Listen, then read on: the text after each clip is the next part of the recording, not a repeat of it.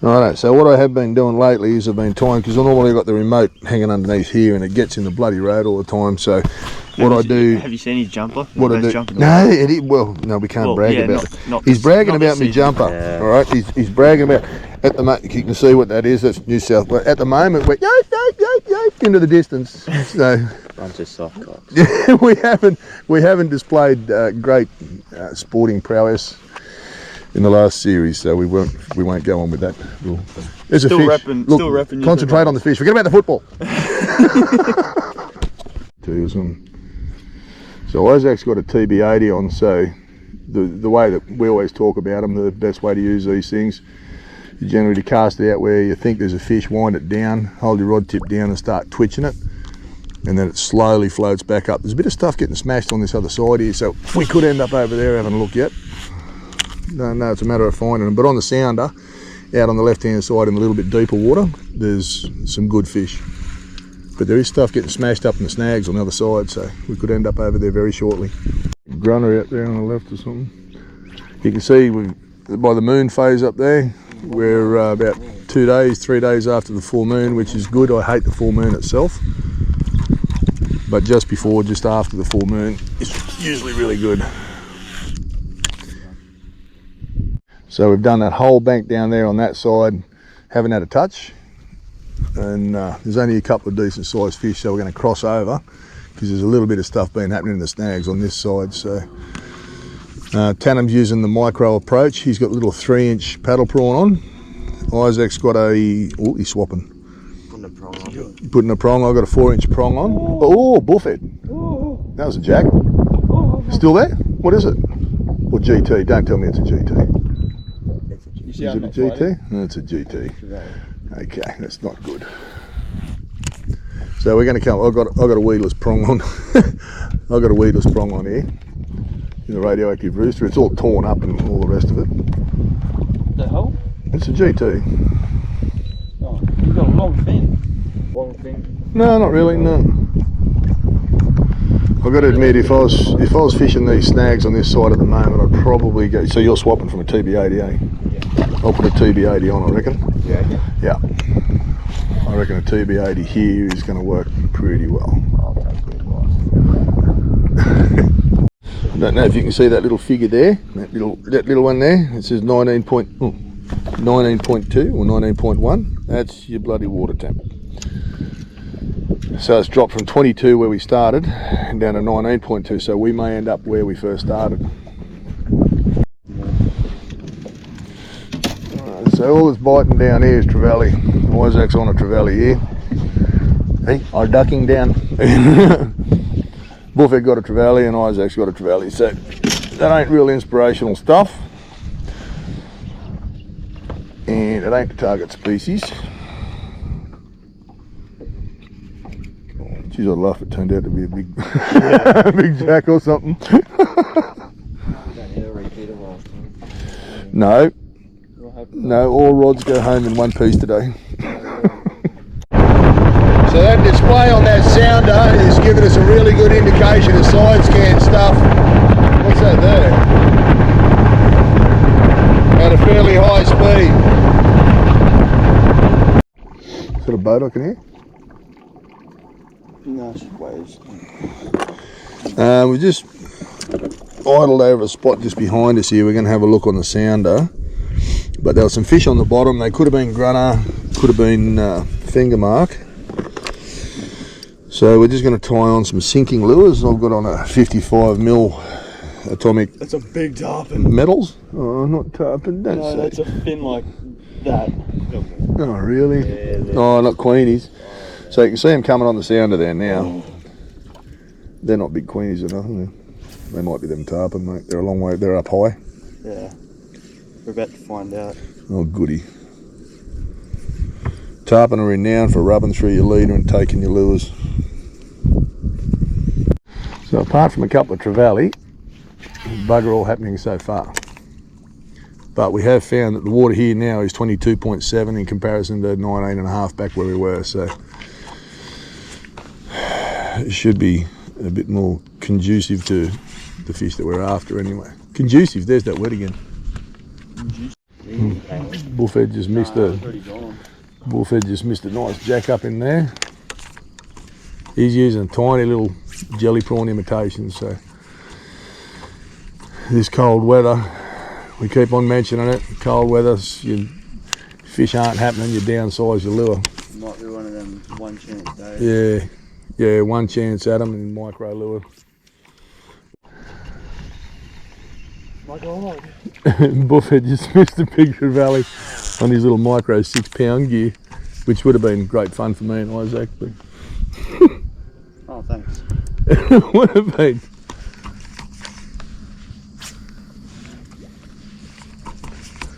But you can see along this bank here, there's some big trees laying down, there's spindly branches, there's deep edges.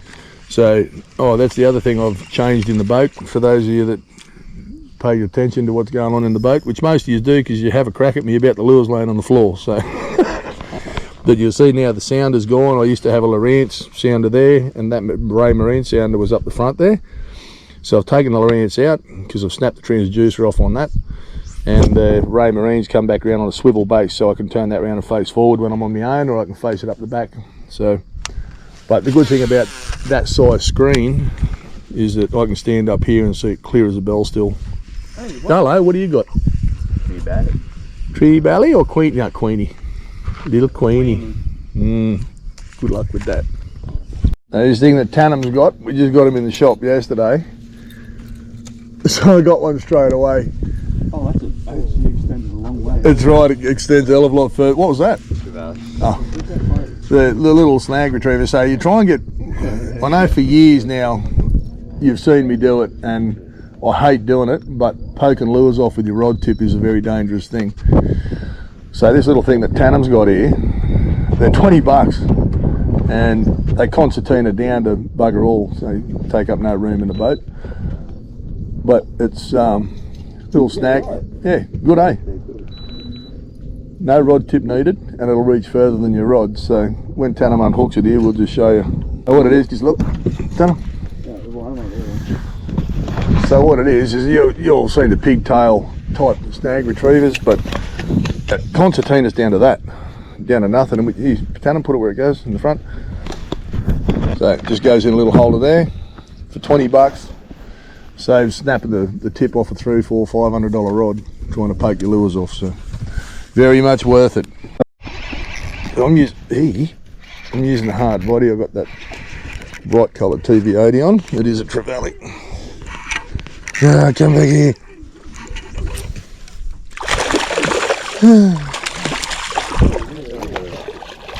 There has been something bigger up here moving.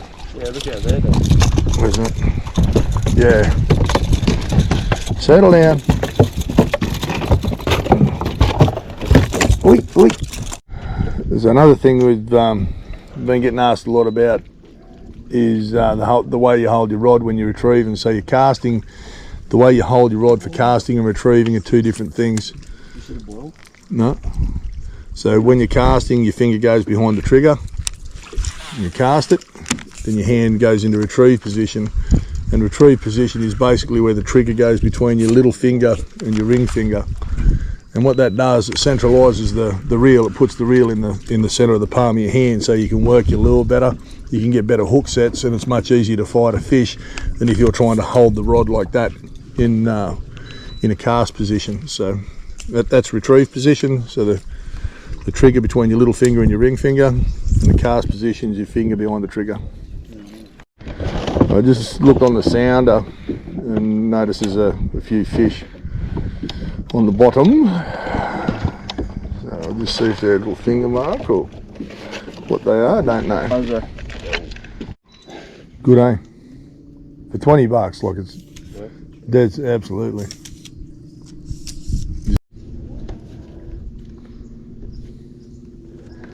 How good's this little pokey thing?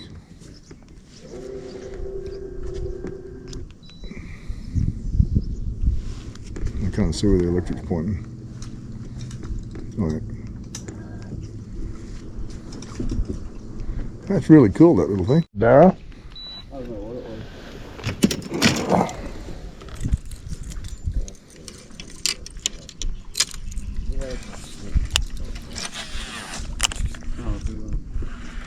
Yeah.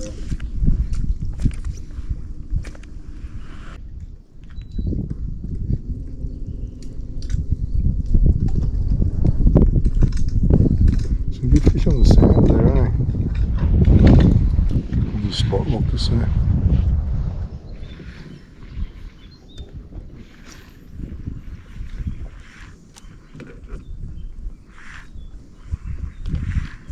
And a lot of snags and stuff as well, but I just dropped a fish on there then, felt a bit finger markish, but not big finger markish. Small finger markish. But it doesn't mean they're all small. Finger mark it is.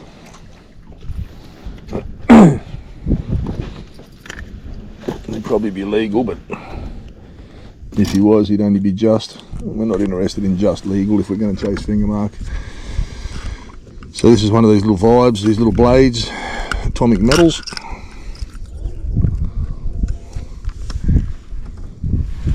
Indigo. Oh, we had the species right. Than that one. I just jumped off one about 75. He had 2 cracks at it, but he was way down deep. So I'm using a 70. It's taken a lot of casts to get the first bite. So that's, oh, it's a snag. I'm all trigger happy now. So Tannum just had a bite too. So there's a bit of stuff happening there. The other day, this is a spot the other day where it was just full of rats. But they do look like and feel like better fish today.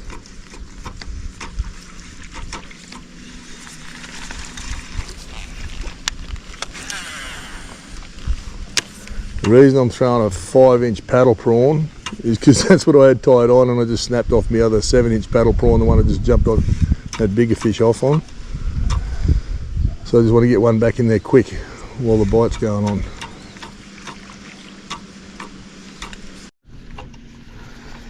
No, we're missing bites. We're getting bites, but we're just not converting them. They're way down deep, like right where the snags are really thick.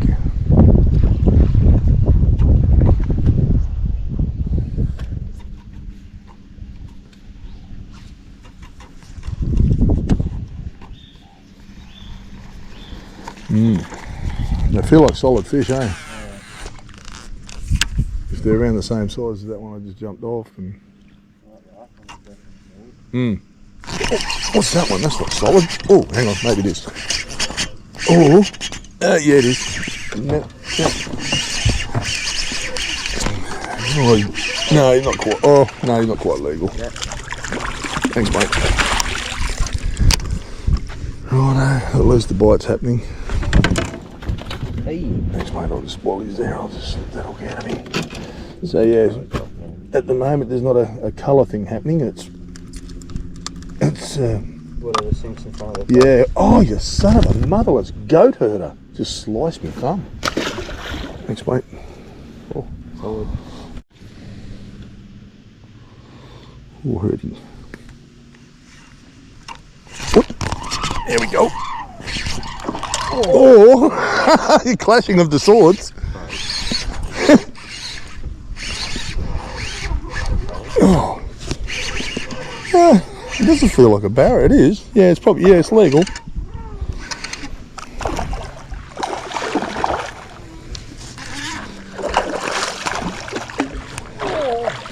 Okay, thanks, mate. Yeah, it'd be legal. Did you? Alright, I'll deal with him. Isaac, you get yours back in there, mate. Thanks. He's not real big, this one. Same place, though.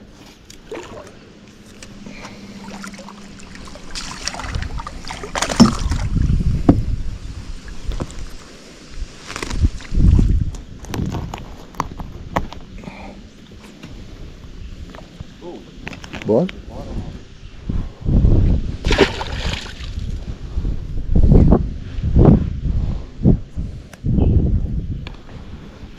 Oh, you did? Oh, I just seen him swim off. You're right down, eh? Mm. It's hard to get like the right depth without snagging up. Yeah.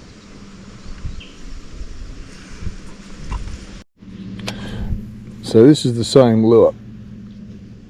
that in the last video I got all the barras on. It's the same, exact same one. It's all torn and damaged and all the rest of it. But what I'm going to do, I'm going to melt it back together. You're awesome. I'm just going to melt this, hold him back together real quick. Once you've melted a soft plastic, you get a residue on top, and you've got that residue obviously has a scent to it, so we're going to counteract that, and I'll show you how. Alco cat scent gel. I'm going to smear it all over it. So if there is any residue from where I just melted it, it won't be smelt. I'm going to try and figure out where these fish are going to. They're moving a little bit. And we'll see if they're moving upstream, downstream, or what they're doing.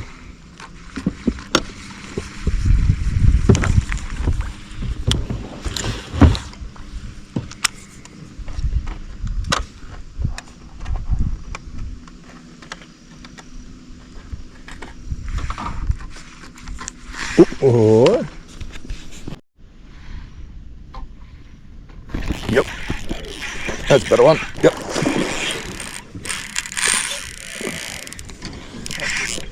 Yeah, I'll fit this one. Yeah, we fitted meters in that. Oh, what was that? I didn't like that much. Oh, he's a good one. Might be a little bit too big to keep, this one.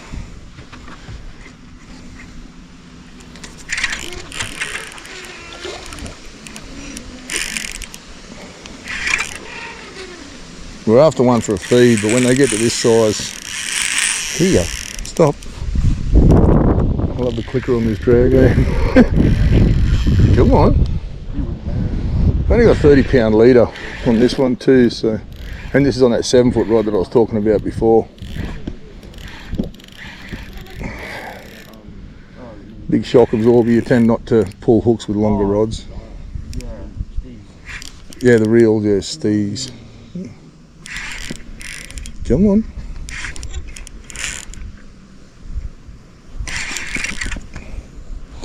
Pressure's on, Isaac. You reckon? Oi.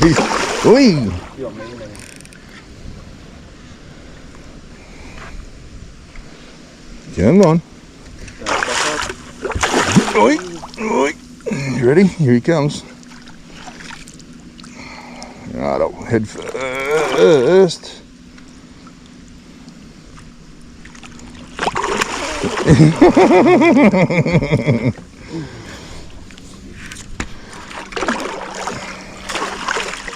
That's him. Beautiful. Have a look at the condition of that bloody thing. What would he be, 80, 85? Fat ass. I'll tell you what, if he's not over 80, he's going into... Oh, no, he's over 80, isn't he? I'm going to try... I'm going to try white with the tail dipped in green.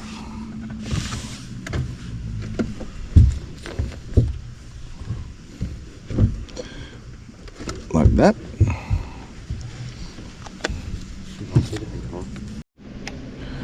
Bit of cat scent on there again.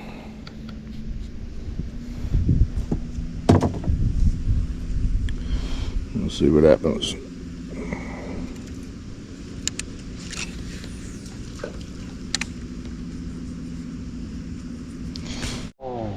Busted? No, just pulled. Ah, pulled the hook. Ah, Isaac just lost one.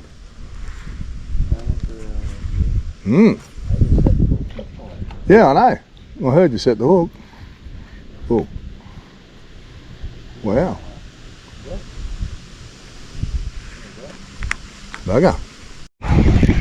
Big jack on a 7-inch paddle prawn. Huh. We'll spot lock us there, eh? Oh, nearly stepped on that. Where'd that come from? Yeah. Right. He's a nice fish, but we've got a couple of fish to eat, so we don't need any more. That was on a 7-inch paddle prawn in winter time. That's an unusual thing. This is why we sort of do still experiment a fair bit. Where was that? we do still experiment quite a bit because, you know, fish don't go by our rules. We try and make our rules that we sort of try and go by to intercept them. But if the fish change the rules and we're not catching them, then we've got to do something. So we went to the 7-inch today. I've only had 2 bites, that bigger barrow when we first pulled up here, and then that Jacks. So, but the small lures seem to be. No, I got that bigger barrow on a prong. We usually use 5-inch, so the 7-inch is usually a summertime lure, and the 5s are usually winter time. So, but theories are meant to be broken. Let's pull this up here, eh? It's got smacked in there. So this is obviously where we were catching them before, and there's nothing much happening up the top there. Very hard to find a fish up the top, but thought we'd give them a whack in here on the way back. And first cast got drilled, so. You've seen a lot of our videos that we spend a lot of time in the bush and we use a lot of different types of knives. Now what I've done, I sharpened up my filleting knives the other day and I left them at home, so that's not a good thing. They're razor sharp, but they're no good to me here. So the little Kershaw that I always carry with me when I'm doing different stuff, it's just a handy little utility knife. Sharp as a razor, real good point on it for picking out splitters and stuff like that, but it's actually not a bad filleting knife.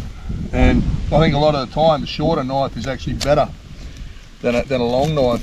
But the secret with any knife when you're filleting any fish is not to saw it. Like, you got to try and do long strokes like that. And being a thick bone, big scale fish, sometimes a shorter blade can actually be easier to fill it with than a long blade. But any knife you've got has to be sharp. I hate blunt knife. One of my big hates in life is blunt knives. Absolutely hate it. So, but we don't want to. This is that bigger barrow that we got today. He's just on the 80 centimetres, so we needed to keep something for a feed. So sadly, he was right in the danger zone of survival in the boat. So we'll cut that down to there, and we'll flip him over and do the same thing on the other side. Obviously I can't skin them where we are because I've got nothing long enough. As much as this is going to be easy to get the fillets off, I can't skin it, so I'll have to skin them when I get home. Oh, mosquitoes. So it was pretty tough today, eh? Like, it was, we thought we were going to do all right when we found a school of fish, but yeah, no, it was just bloody hard. Anyway, I'll keep on hacking the fillet off this thing, and we'll catch you on the next one. Have a good time and enjoy your fishing.